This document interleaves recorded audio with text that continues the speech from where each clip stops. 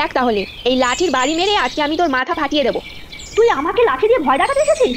এই ঝাঁটা মেরে না মুখ ভেঙে দেবো, জানিস তো। আয় না তবে, আয় দেখি কে কাকে আজকে মারে, আয় দেখি। রোজ রোজ তোর এই অশান্তি আমি আর কিছুতেই সহ্য করবো না।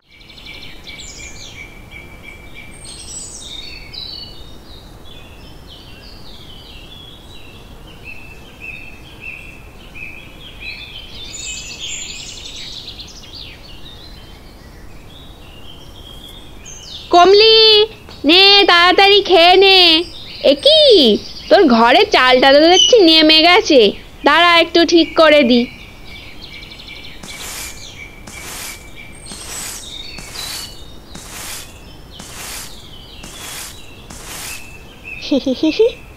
এখন এই ধুলোগুলোকে নিয়ে লক্ষ্মীর উঠোনে ফেলে দিই।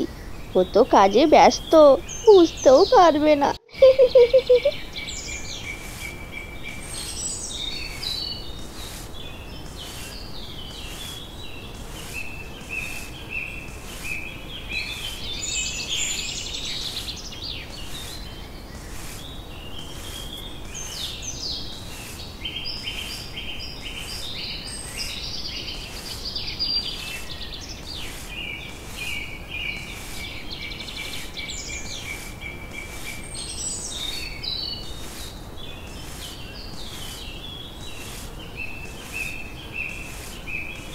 এই কে রে আমার উঠোনে ধুলো ফেলিস? ও মা, দেখেছো কাণ্ড! এক্ষুনি আমি জায়গাটা ঝাড় দিয়ে পরিষ্কার করলাম, আবার এত ধুলো ফেলে জায়গাটা নোংরা করে দিল। এটা নিশ্চয়ই তোর কাজ ঝুমা, তুই নিশ্চয়ই এই ধুলোগুলো ফেলেছিস, তাই তো? যা, আমি কেন তোদের উঠোনে ধুলো ফেলতে যাব? আমি কি তোদের মতো ছোট লোক নাকি? কি আমরা ছোট লোক?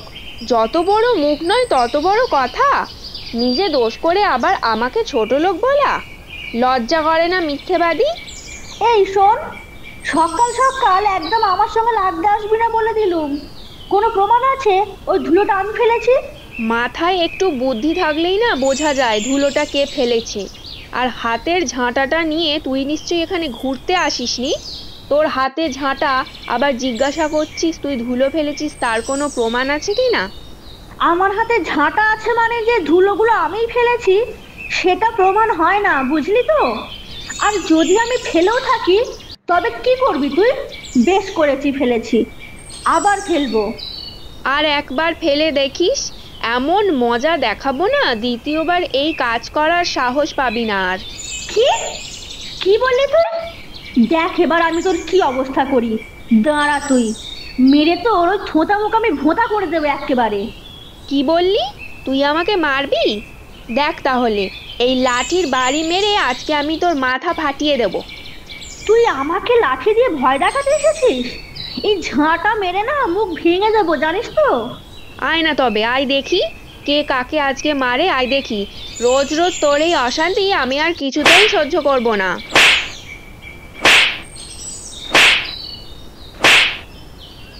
কি হয়েছে গো মা? সকাল সকাল এত চেঁচামেচি কিসের? এ কি মা, তোমার হাতে লাঠি? আর এ কি কাকিমা, তোমার হাতে ঝাঁটা কেন? তোমরা সকাল সকাল কি আরম্ভ করেছো বলো তো? সেটা তোর মাকে জিজ্ঞাসা কর। সকাল সকাল ছোট লোকের মতো ঝগড়া করতে এসেছে। ঝগড়া আমি করছি না, তুই সাত সকালে একটা ভদ্রলোকের বাড়িতে নিজের ঘরে ধুলো এনে ফেলছিস, তো আমি কি চুপ করে বসে থাকবো নাকি?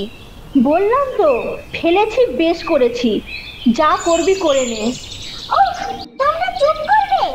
আর কাকিমা, তুমি রোজ কেন তোমার ঘরের ধুলোগুলোকে আমাদের উঠোনে এনে ফেলো বলো তো? কি লাভ হয় তোমার? রোজ রোজ ঝগড়া তোমার ভালো লাগে? এই এলেন মায়ের হয়ে তরফদারি করতে।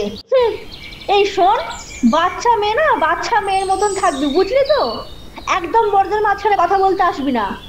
যেমন মা তার তেমন ছা। এই আমার মেয়েকে একদম উল্টো পাল্টা কথা বলবি না বলে দিলাম। ভালোই ভালোই আমার উঠোনটা পরিষ্কার করে দিয়ে যা, না হলে কিন্তু তোর কপালে আজকে অনেক দুঃখ আছে। তুই ওই দিবা স্বপ্নই দেখ আমি নাকি ওনার উঠোন গিয়ে পরিষ্কার করে দিয়ে আসবো।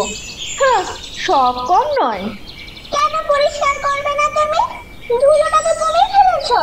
মা তো খারাপ কিছু বলেনি। এই মেয়ে, আবারও বলছি মুখ সামনে কথা বল একদম। আমার মুখে মুখে চোপা করবি না। বলবো না মানে 100 বার বলবো। তুমি ইচ্ছা করে আমাদের সঙ্গে পায়ে পা লাগিয়ে ঝগড়া করবে আর আমি চুপ করে থাকবো? আরে আরে দিদি, কি হয়েছে? এত সকাল সকাল এত চেঁচামেচি কেন? সাত সকালে তোমরা আবার শুরু করেছো? তোমাদের এই রোজকার সমস্যা কি আর কোনোদিনও মিটবে না? দেখো শুভ্রা, তুমি কিছু জানো না, তাই কথার মাঝখানে কথা বলতে এসো না। জানে না মানে? তোর স্বভাব পুরো পাড়া জানে, কাউকে আর আলাদা করে জানাতে হবে না তোকে। দেখ না শুভ্রা, সকালবেলা কোথাও কিছু নেই, নিজের ঘরে ধুলোগুলো এনে আমার পরিষ্কার উঠোনের মধ্যে ফেলে দিয়ে আবার বলছে আমার সাথে ঝগড়া করছে। রোজ রোজ এই অসভ্যতামি আমি কেন সহ্য করব বলতে পারিস? আচ্ছা দিদি, তুমি দাঁড়াও, আমি দেখছি। দেখো ঝুমাদি, আমরা সবাই একই পাড়ায় থাকি, কেন নিজেদের মধ্যে ঝগড়া করে সম্পর্ক খারাপ করছো? বিপদের সময় তো আমরা সবাই সবার কাজে লাগবো, আর এভাবে সম্পর্ক নষ্ট করলে তুমি তোমার বিপদের দিনে কাউকে পাশে পাবে না। একই সাথে থাকো, পাশাপাশি বাড়ি, কোথায় একটু মিলেমিশে ভালোভাবে থাকবে, তা নয়। কেন এরকম করো বলো তো? তোকে আর তো দিদি হয়ে কথা বলতে হবে না, আমি যা করেছি একদম ঠিক করেছি। তোদের সঙ্গে বেকার মুখ লাগিয়ে বাবু আমার কোনো দরকার নেই, আমার অনেক কাজ পড়ে আছে, আমি গেলুম। আমি কোনো কথা শুনতে চাই না, আগে আমার উঠোনটা পরিষ্কার করে দিয়ে যা। আশায় বসে চাষা, তুই ওই আশাতেই থাক। দেখলি তো শুভ্রা, কিরকম অসভ্য ছোটলোক বউ একটা। জানোই তো দিদি ওর স্বভাব, ছেড়ে দাও, বেকার ওকে বলে কোনো লাভ নেই। দাদা ঘরে ফিরলে দাদার সঙ্গে এই ব্যাপারে কথা বলে এটা মেটানোর চেষ্টা করো। পারলে ওদের সঙ্গে বসে একটু কথা বলো। 1000 বার কথা বলার চেষ্টা করেছি, কিন্তু কোনো গা করলে তো। সংসারের এত কাজ, তার মধ্যে বাইরের এই অশান্তি আমার আর ভালো লাগে না। দাঁড়াও না, এবারে আমিও আমাদের ঘরে ধুলো নিয়ে ওদের ওখানে ফেলে আসবো, তখন মজা বুঝবে ওরা।